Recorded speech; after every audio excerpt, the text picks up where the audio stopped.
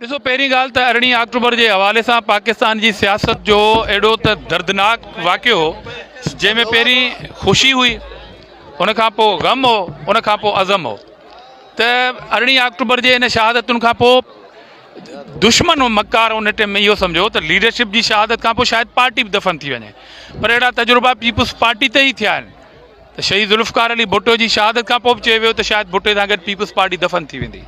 उन खां पोइ संदसि औलाद खे फ़र्दन शहीद करे सम्झो वियो त शायदि गरी ख़ुदा बख़्श जी क़बर में पीपुल्स पार्टी दफ़न थी वेंदी।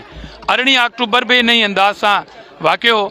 पाकिस्तान जी तारीख़ जो हिकिड़ो भयानक आमिर जे हथां हिकिड़ो वाक़ियो हो, पर उहे पार्टियूं अहिड़नि बहराननि खे मुंहुं ॾींदियूं आहिनि। पीपुल्स पार्टी इन्हनि वॾियुनि शहादतुनि जे बावजूदि अॼु बि बदीन में जेकॾहिं हज़ारनि जी तइदाद में वर्कर पंहिंजे उन्हनि शहीदनि खे यादि कनि त इहा पीपुल्स पार्टी ई करे सघे थी, ॿी पार्टी जी वस जी ॻाल्हि कान्हे। अॼोको मेड़ाको छाजे लाइ थियो आहे? उन्हनि कारकुननि जी यादि में थियो आहे। इज्तिमाही तौर ते पीपुल्स पार्टी कॾहिं बि ईअं कयो न थियो आहे त 17 सालनि में इन्हनि शहीदनि जी, इन्हनि गाज़ियुनि खे यादि न कयो वियो हुजे। हिकिड़ो त इज्तिमाही पार्टी जी पॉलिसी जेका इहा आहे, इंडिविजुअल माण्हुनि खे आउं मीडिया जे साम्हूं नाला नथो खणणु चाहियां त कंहिंखे केतिरो किथे संभालियो वियो आहे। बहरहाल उहे असांजा हीरोज़ आहिनि जिन जो अॼु हिते ज़िक्र थियो या जिन जो अॼु हिते ज़िक्र न थियो।